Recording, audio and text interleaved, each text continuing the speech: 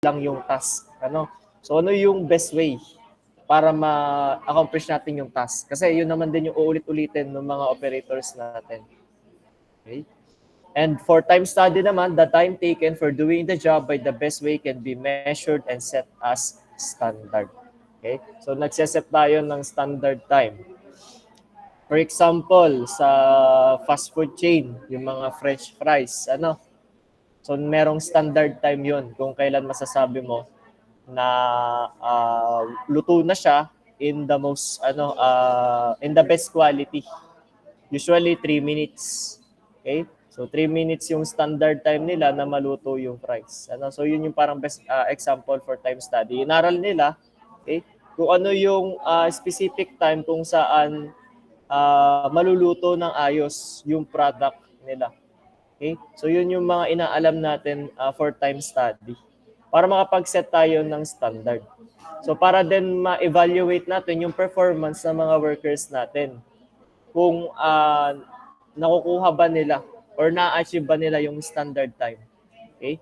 So motion study is defined as a systematic and critical study of existing method of doing a task with a view to evolve the most efficient and economic method of doing it.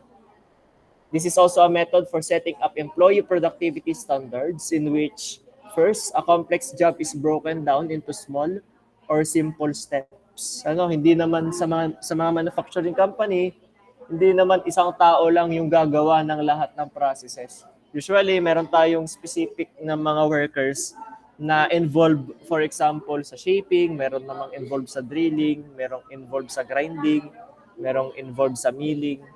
Okay? So, broken down yung mga steps natin or yung mga conversion process natin.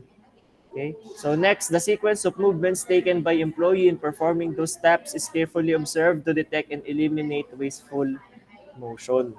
So, chine-check natin ano ba yung mga pwedeng maging unnecessary movement ng ating worker para pwede natin siyang ma-eliminate, okay? Which means na mababawasan natin yung production time. Okay? Precise time taken for each correct movement is measured.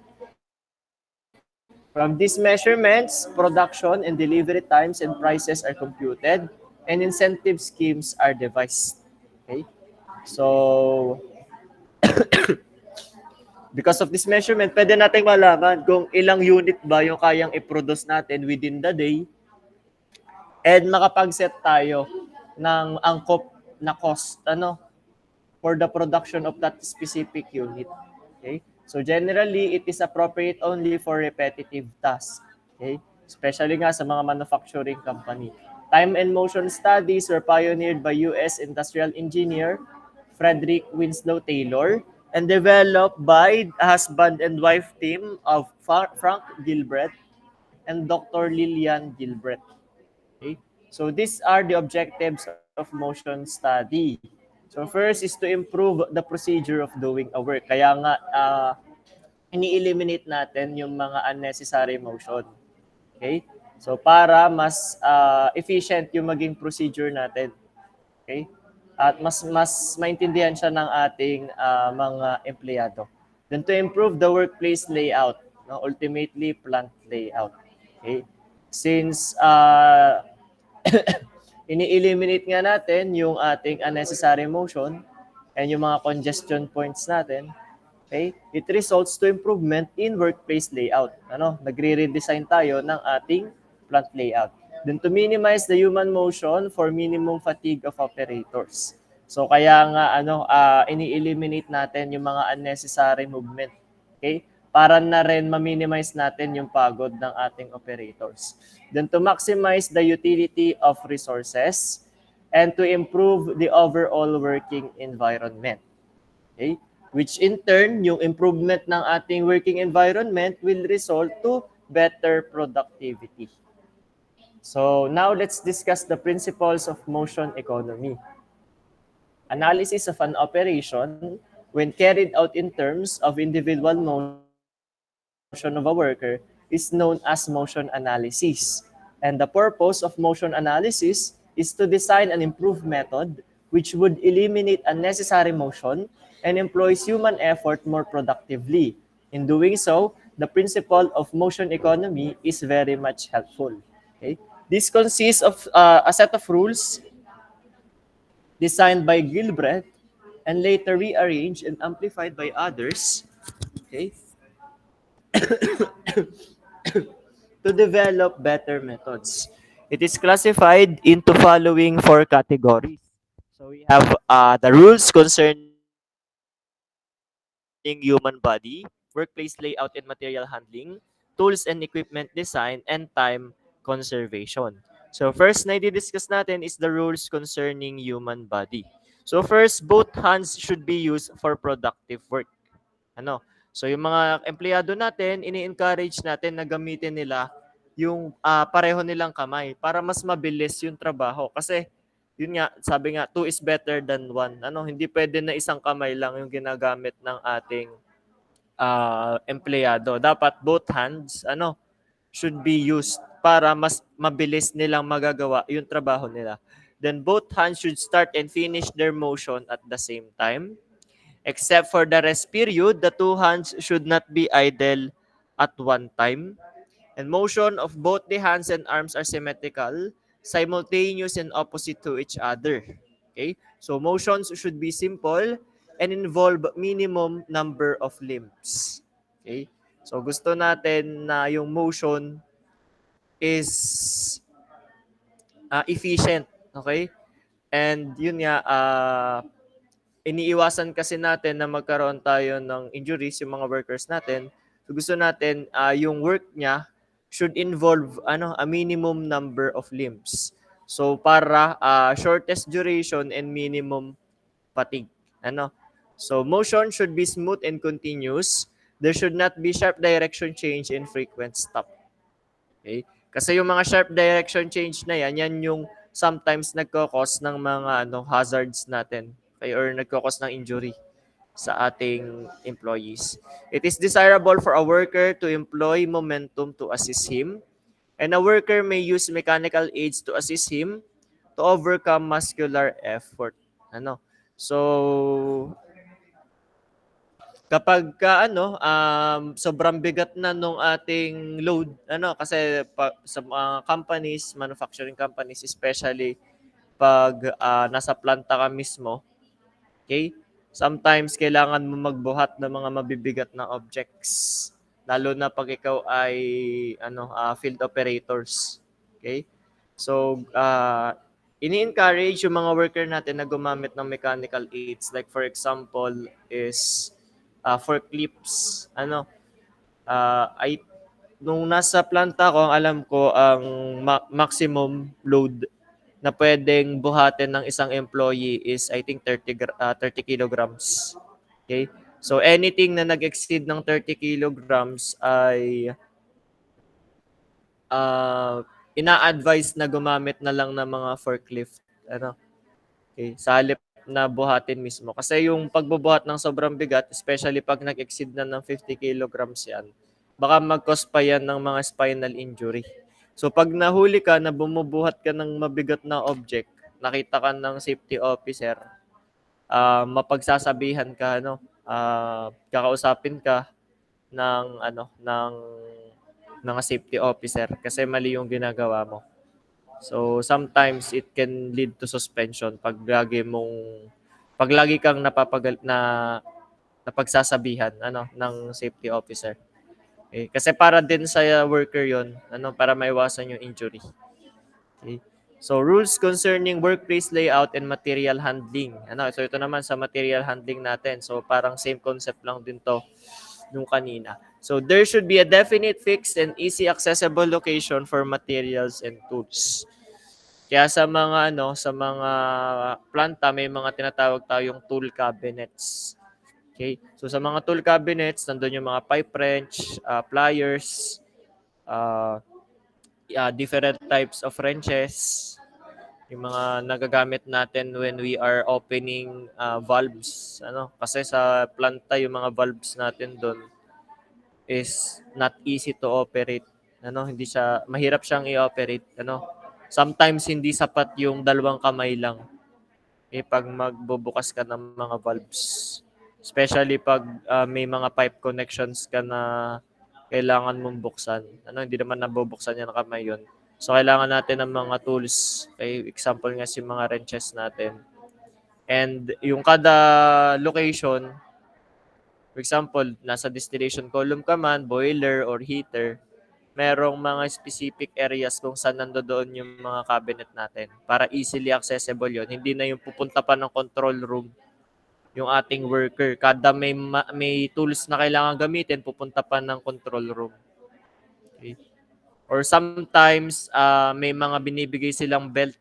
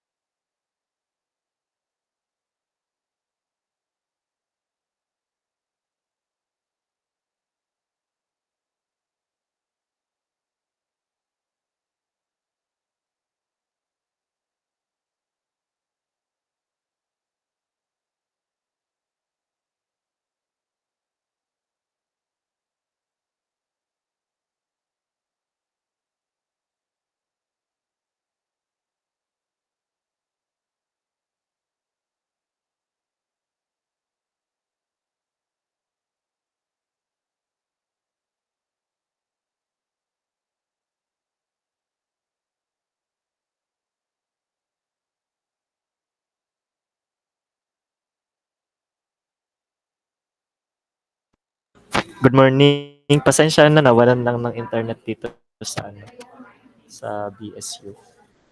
Saan po ba tayo natapos? Kanina.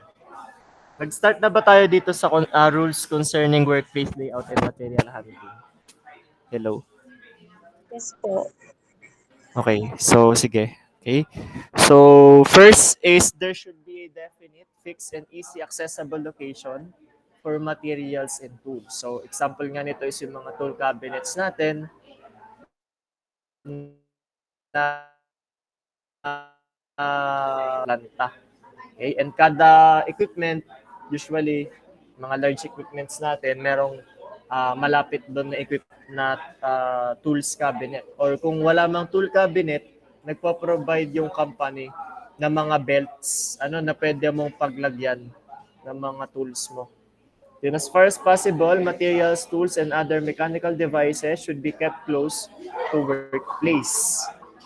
Also, gravity should preferably be employed wherever feasible with a conveyor for transportation and delivering materials at the workplace between various workstations and departments. So kapag mas mataas yung elevation ng isang equipment, pwedeng i-utilize na natin yung gravity. Kasi once na binuksan mo yung valve, kusa na siyang babagsak, kusa na siyang magta-travel pababa. However, hindi siya palaging possible. Kasi i-consider mo din yung elevations ng mga location mo. Okay? Doon sa GG Summit, meron kasi silang bagging section na tinatawag. So doon na class sinasako yung ating mga pellets. Now class, yung bagging section ni GG Summit is nasa mataas na elevation compared sa kanilang polymer plant. So hindi nila kayang i-utilize ang gravity. Okay? Kaya ang ginagawa nila, gumagamit pa sila ng blower. Ay yung blower na yon, kailangan nun ng energy. Kailangan niya ng either electricity or fuel. So meron pa silang cost sa fuel and electricity kasi nga kailangan nilang gumamit ng blower para mag-travel yung pellets papunta doon sa bagging section. Okay? Kung mas mataas kasi class yung location ni polymer plant kaysa doon sa bagging section, edi kahit gravity na lang yung utilize nila, magta-travel na yung pellets pababa sa bagging section. Okay?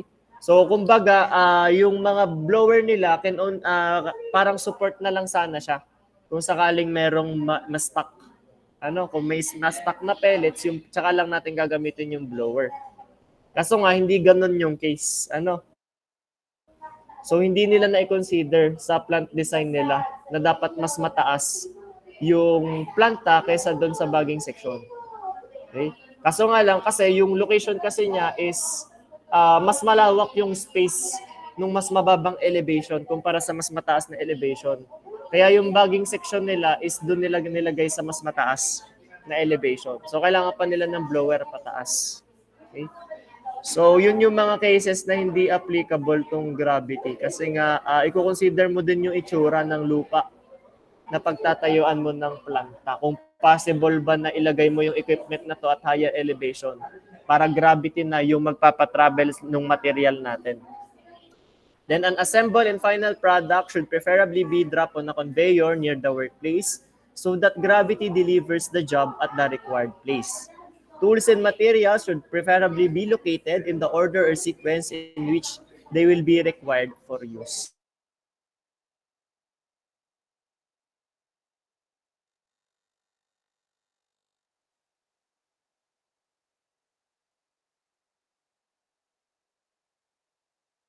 Raw material into our desired output. Then of course, good illumination is required for proper seeing, fast operating, and reducing the accidents. So dapat meron tayong mga available na ilaw. Okay? First natin. Okay? Especially since ginagamit nila yung kamay nila sa trabaho. Okay? So kasi yung mga accidents, pwedeng maputol yung kamay nila kung sakaling, for example, milling yung machine na hinahandle nila. Kung wala silang proper illumination, pwedeng accidentally maipasok nila yung kamay nila doon sa ating equipment, which can result to workplace incidents. Okay? So in order to impart rest to some of the limbs, an operator may sometimes sit or stand while working. This necessitates a relationship between his chair, height of table, or workpiece. Okay? So kaya nga kung mapapansin nyo, ah sa mga SM supermarket, meron na silang, 'di ba yung may mga parang barricade doon sa mga cashiers natin. So meron nang nilalagay sila na parang foam doon para if ever na walang customer is makaupo kahit saglit yung ating mga workers. Dati kasi totally nakatayo dapat sila maghapon. Pero yun nga, rules concerning workplace layout and material handling, dapat meron tayong certain times na makaupo yung ating worker. Okay, since para mabawasan na din yung fatigue sa either mga kamay or mga paa nila. Makapagpahinga sila kahit konting oras. Since meron naman tayo yung mga equipment naman natin is although nagra-run sila 24/7, nag-aalat pa rin tayo ng konting resting time. So in order to reduce fatigue, the sitting arrangement of the worker should be comfortable and adjustable. And of course, ito na yung sinasabi ko, all heavy parts should be lifted by mechanical devices para maiwasan natin yung mga spinal injuries natin. Okay? Kasi, or maiwasan natin na biglang matumba yung worker kasi hindi niya kinaya yung load. Okay? So, para na rin sa, sa safety ng workers natin, ini-encourage na gumamit ng mechanical devices. Okay? Especially in the form of forklifts. Okay? Next naman is the rules concerning tools and equipment design. Jigs, fixtures, and foot-operated devices should be employed to reduce the workload on hand. Okay? Tools should be multi-purpose and easy to handle. Foot-operated switches and controls should be designed as far as possible to reduce the workload on the hands. Tools and materials should be properly arranged and located near the workpiece. Tools and materials should be located in the order of their use. There should be a maximum surface contact between the tool handle and hand. It helps proper application of hand force and minimizes fatigue. Gravity should be used for delivery of materials and finished goods. So whenever possible, gagamitin natin si gravity or i-utilize natin yung gravity. Where the work is supposed to be carried out by fingers, the load distribution on each finger should be as per normal capacity of the finger.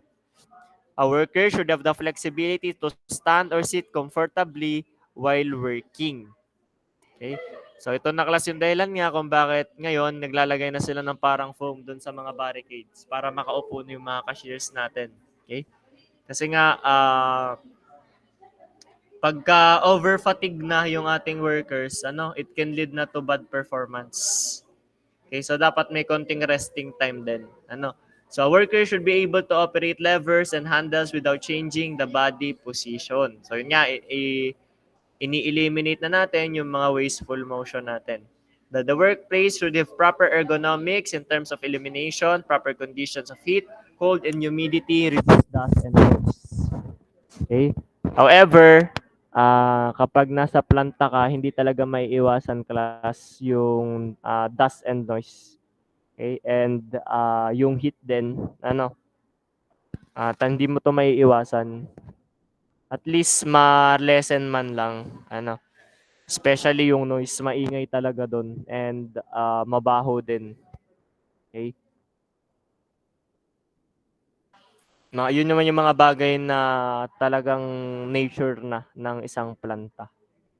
Okay? So rules concerning time conservation. So yung sinasabi ko class na mabaho, ganun, sa mga yun sa mga planta na involve yung mga oil and gas industry.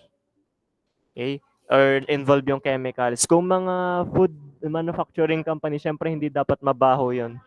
Okay? So rules concerning time conservation, okay? Even temporary ceasing of work by a man or machine should not be encouraged. Okay?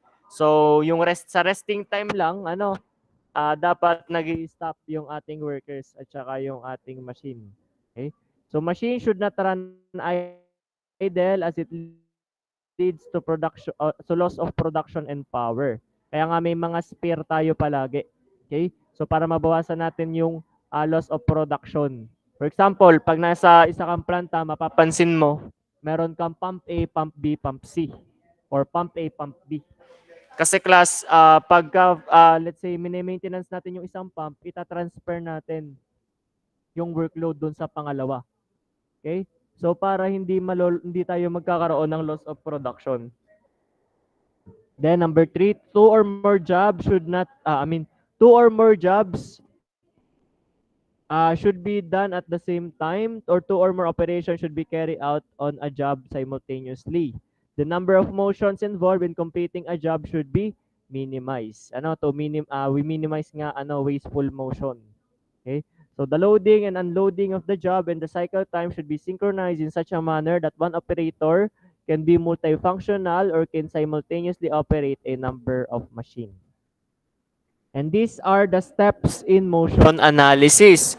The first one is select. Okay? So select the work to be studied. Then the next one is record. Record all the relevant facts of the proposed work by direct observation. Next, examine. Examine the facts critically in sequence using special critical examination sheet. Next is to develop. Develop the best method, the most practical, economic, and effective method under prevailing circumstances using the principle of motion economy. Then after the development, we should install install that method as a standard practice. So ito na yung mga natin, yung mga approved procedure na dapat sinusunod ng lahat ng workers natin. Okay? Then maintain. Maintain that standard practice by regular routine check. Kaya nga pag field operator ka na, tinetest ka lagi ng mga supervisor mo kung sinusunod mo yung standard procedure. However, madalas kasi shortcut na ng mga operators natin, especially kapag mga sanay na, para mas mapabilis nila yung trabaho nila, shortcut na nila. Okay? Pero syempre dinidiscourage natin yung pag-shortcut. Dapat sinusunod natin yung proper procedure para na din sa safety. Then recording, okay? The recording may trace the movements of men, material, or details of various processes. The principle is to use the simplest technique, which will contain all relevant information needed for the investigation. The different recording techniques are charts, diagrams, models, and photographic aids. The most commonly used recording techniques to cover most of the activities are shown in Table 5.1. The different symbols naman which are utilized in these process charts are shown in Table 5.2. Okay. So, recording technique. So, meron tayong mga charts and ano yung mga information na nare-record niya. For outline process chart, principal operations and inspection of the processes. So, flow process chart naman, activities of men, material, or equipment are analyzed into 5 events. The operation, transport, inspection, delay, and storage. Then for a two-handed process chart naman, movements of two hands or limbs of the operator. Multiple activity chart naman, simultaneous or interrelated activities of operators and or machines on a common time scale. Then we also have the simultaneous motion cycle chart, or what we call as SIMO. Okay? This records information regarding the movement of body members of the operator expressed in terms of their leagues on a common time scale. Okay? Next naman, meron tayong diagrams and models. Flow diagram, path of men, materials, and equipments on a scale model. Then string diagram, same as above except for the vibration that it uses string to trace the path. Okay? Then for photographic aids naman, we have cycle graph and chronocycle graphs. For cycle graph, yung mga information na nare-record natin is the movement of hand obtained by exposing a photographic plate to the light emitted from small bulbs attached to the operator's fingers. For chronocycle graphs naman, modification of cycle graph in which recording is made using flashlights. Okay? So now let's discuss the symbols used in a process chart. Kapag ka circle, okay, this indicates the activity of operation. Okay? So purpose for which it is used, okay? Circle indicates the main steps in a process, method of procedure, usually the part, material, or product concerned which is modified or changed during the operation. So arrows natin naman indicates transport, okay? This indicates the movement of workers, material, or equipment from place to place. So box natin indicates inspection. This indicates any type of inspection, check, measurement, visual scrutiny for quality and or quantity. Then kapag ka naman bullet shape or bullet symbol is a temporary storage or delay. This indicates a delay in the sequence of events. Then yung ating inverted triangle is the storage. This indicates a controlled storage in which material is received into or issued from stores under some form of authorization or an item is retained for reference purposes. Okay. So, previously, diniscuss natin is yung mga motion study natin. Now, let's have an overview of time study. So, it was proposed by Frederick Taylor and later modified to include performance rating adjustment. Once the method is established, the next objective is to set the standard time for the work. This aspect of work study is called the time study. And the main objectives of our time study are the following. First, to determine the standard time for various operations which helps in fixing wage rates and incentives. So, ma-check natin kung ano yung standard time na dapat matapos ng worker natin yung trabaho. Okay? Or ma-accomplish niya yung role niya sa kanyang company. Okay? For example, okay, yung worker A natin, can produce 30 units of work, okay, in an hour. Kung yung worker na yon can produce 30 in an hour and average worker lang siya, so yun yung iseset natin na standard. Dapat lahat ng worker natin kaya makapag-produce ng 30 in an hour. Okay? So to estimate the cost of product accurately, okay, yung mga unit cost natin, kasi naka-base din yun class sa kung gaano kabilis na po-produce yung unit. Okay? So to predict accurately the duration for a particular work and customer is promised accordingly. Okay? So especially kapag mga construction yan. Okay? So meron na tayong standard time na dapat matatapos ng workers natin within the day, yung ganitong type of work. So that magkaroon tayo ng let's say target date kung saan matatapos yung trabaho. Okay? So to determine the number of machines an operator can run, to determine the optimum number of men and machine, ilang tao ba yung kailangan natin para mas mapabilis natin yung trabaho. Okay? To provide information for planning and scheduling, to balance the work of all workers working in a group, and to compare the work efficiency of different workers or operators. So that makita natin na kung let's say for example si worker B ay hindi niya naabot yung standard time para matapos yung work niya. Eh di pwede natin siya class makausapin. So either i-retrain siya para ma-reach niya yung speed kasi naman nakukuha naman sa training yan. So pagka well-trained yung workers, dadating yung time na kaya niya nang tapusin agad yung work ng mabilisan lang. Okay? However, kung talagang tamad lang talaga, edi pwede natin tanggalin. So work measurement techniques. So meron tayong time study using a stopwatch. Yung meron din tayong PMTS or the predetermined motion time system. Meron tayong work sampling and analytical estimating. Okay? So si stopwatch class, ang application nito is short cycle repetitive jobs. The unit of measurement is centiminute. PMTS naman, the application nito is for manual operations confined to one work center. Ang unit of measurement natin is TMU. For work sampling naman, this is for long cycle jobs or heterogeneous operation. Unit of measurement is in minute. For analytical estimating naman, short cycle non-repetitive job kung saan ang unit of measurement din natin is in minute. So time study using stopwatch is the most popular technique for determining standard time. So basic lang kasi siya, oorasan mo lang kung anong amount of time matatapos ng isang worker yung trabaho niya. So the first task of the analyst is to divide the work or job into smaller work elements in such a way that the time of each element should not be less than 3 seconds, because for such elements, recording time is difficult. The steps of time studies are as follows. So first, select the job to be studied. Break down the work content of the job into smallest possible elements.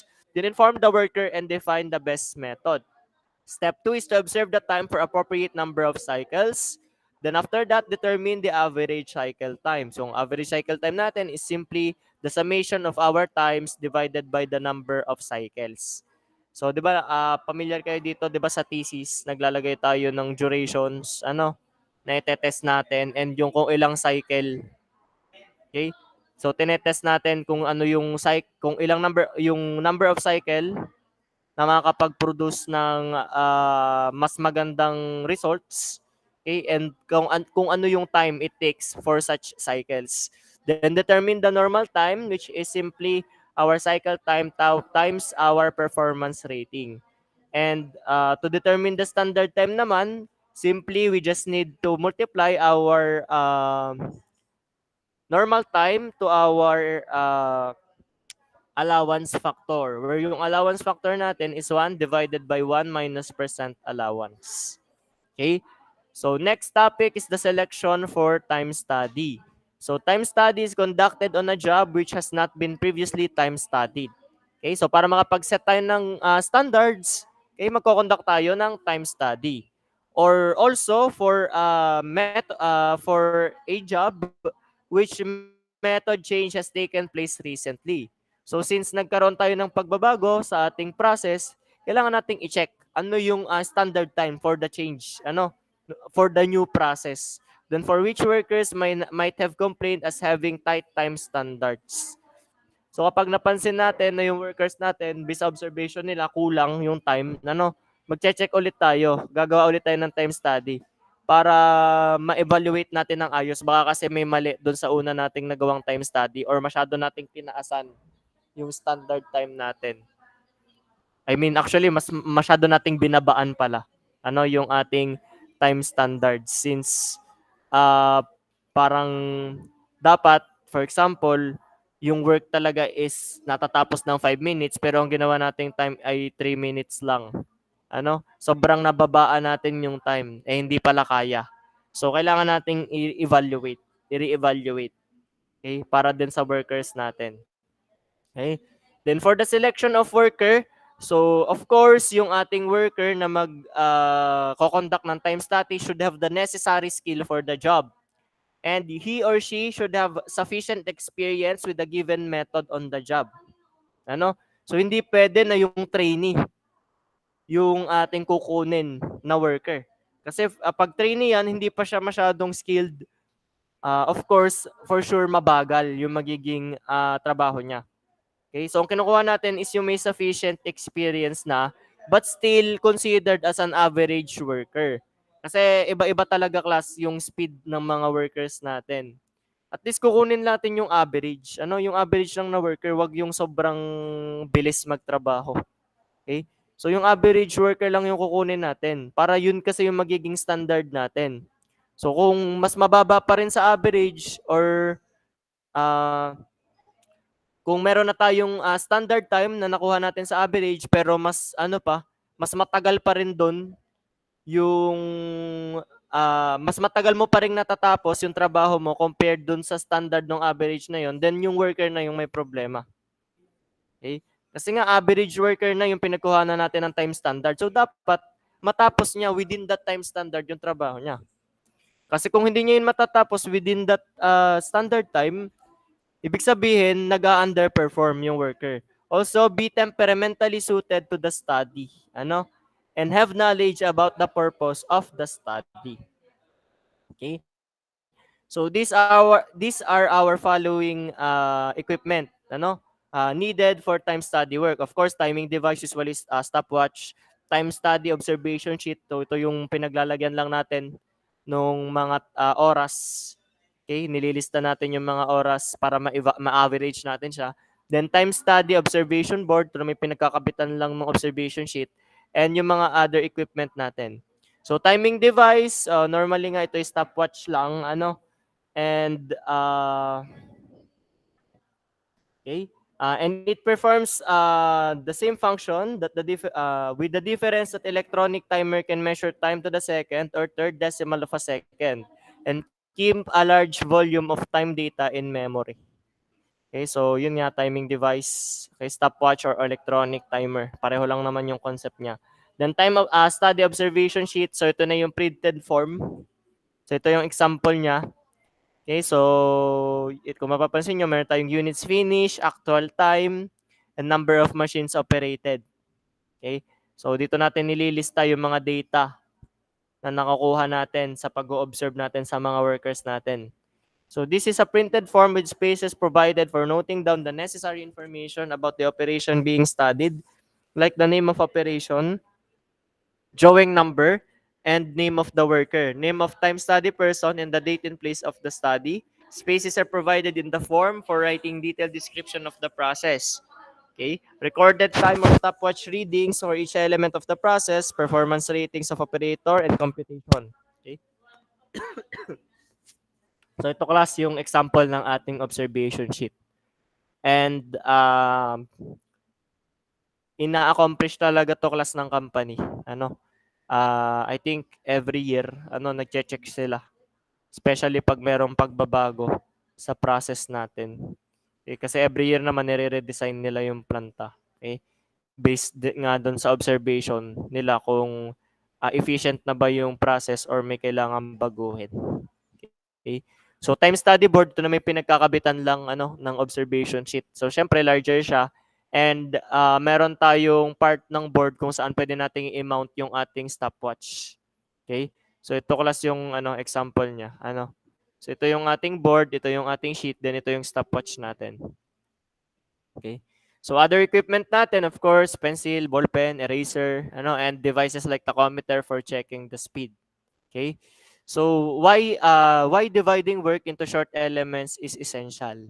For the purpose of time study, the task is normally broken into short elements, and each element is timed separately for the following reasons.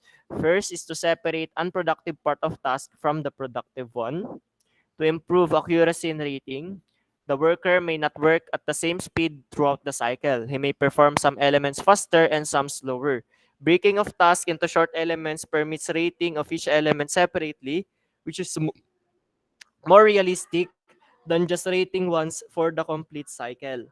Also, to identify elements causing high fatigue. So breaking of tasks into short elements permits giving appropriate rest allowances to different elements. Also, to have detailed job specifications. This helps in detection of any variation in the method that may occur after time standard is established. Also, to prepare standard data for repeatedly occurring elements. So the following guidelines should be kept in mind while dividing a task into elements. Of course, the element should be of a short duration as can be accurately timed. Okay? And this in turn depends on the skill of the time study man, method of timing and recording, and many other factors. Generally, with the stopwatch elements of duration less than 0.03 to 0.05 minutes are difficult to time accurately. The element should not normally be longer than 0.40 minutes. Okay? Then manually performed elements should be separated from machine-paced elements. Time for machine-paced elements can be determined by calculation. Okay, machine elements are not rated against a normal. Okay, and this rule also helps in recognition of delays. Also, constant elements should be separated from variable elements. So constant elements are those elements which are independent of the size, weight, length, or shape of the workpiece. For example, the time to pick a screwdriver from its place and bring it to the head of a screw is constant, whereas the time to tighten or loosen the screw is a variable, depending on the length upon the length and size of the screw. The beginnings and endings of elements should be easily distinguishable. These should preferably be associated with some kind of sound. In the regular elements, those not repeated in every cycle should be separated from regular elements. For example, if the jig is cleaned off after every 10 parts produced, cleaning is an irregular element and its time should be spread over 10 cycles. Unnecessary motions and activities should be separated from those considered essential, And also foreign or accidental elements should be listed separately. Such elements are generally of non-repetitive type. Okay. So hanggang doon lang class yung ating chapter 5. So any questions or clarifications, concerns regarding sa topic? Okay. Kung wala naman ay i-discuss ko lang sa inyo yung magiging activity number 2 nyo. Ito naman is ipapapasa ko after pa ng midterm examination. Ibigyan ko lang kayo ng overview kung ano yung gagawin nyo.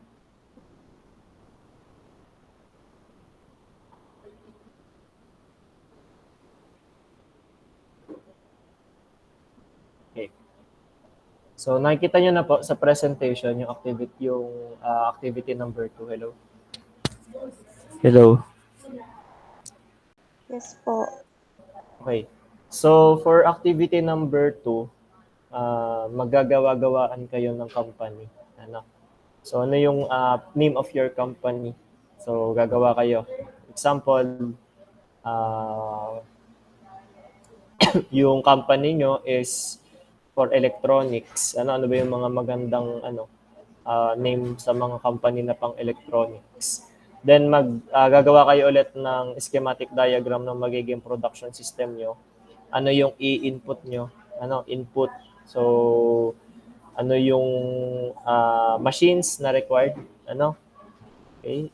Yung workers, of course, diba kasama naman sa input yung workers. Then process, of course, yung conversion process.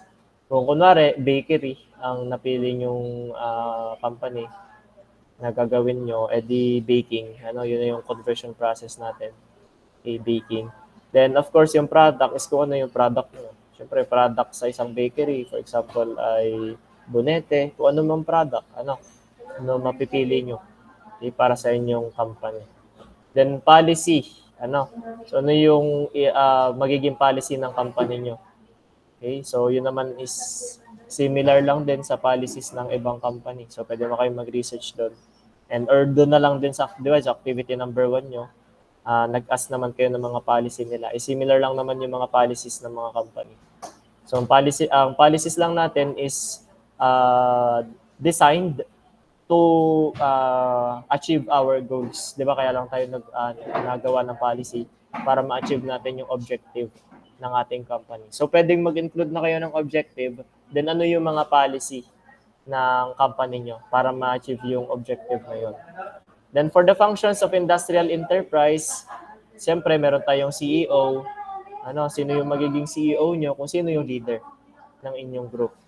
Then, for manufacturing function, for example, sino yung member ng group na involved sa manufacturing. And some brief description din. Maglalagay din kayo ng brief description.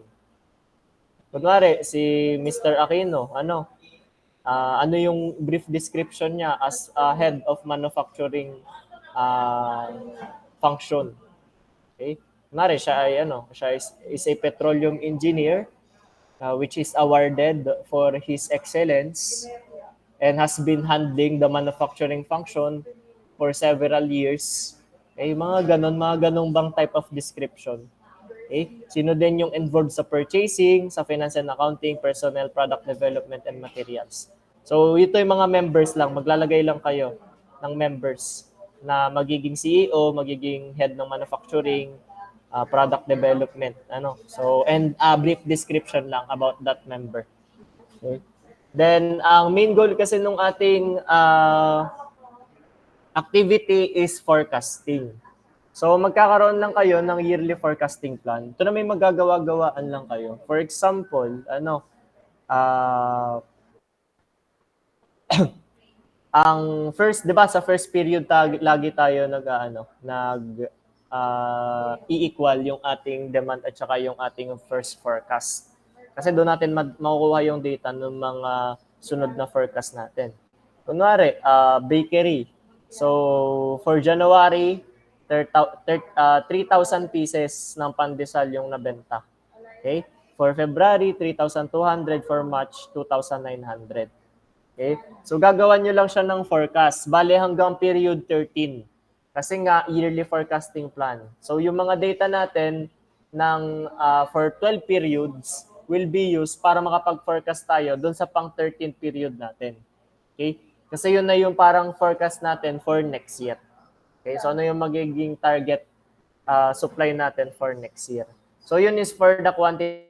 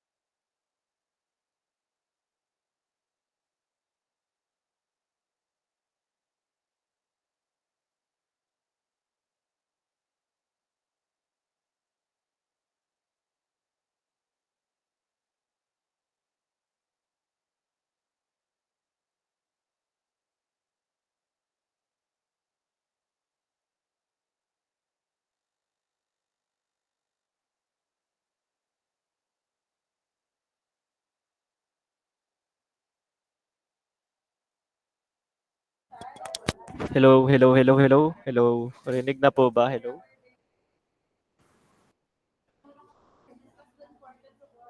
Okay.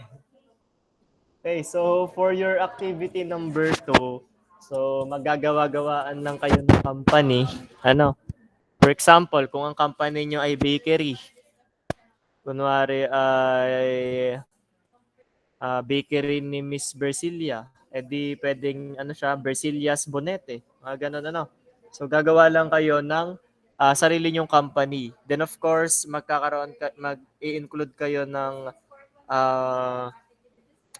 schematic diagram of your production system. Ano yung input nyo, ano yung conversion process nyo, and ano yung magiging desired output. Then policy, so i-indicate nyo lang dito yung objective ng company at ano yung mga policies na sinusunod nyo in order to achieve that objective. Then for functions of industrial enterprise, then maglagay lang kayo based sa mga group members kung sino yung CEO nyo. For example, CEO, sino ba yung mga leader? Ano? Sila yung magsisilbing CEO. Then, maglagay din kayo ng brief description about doon sa mga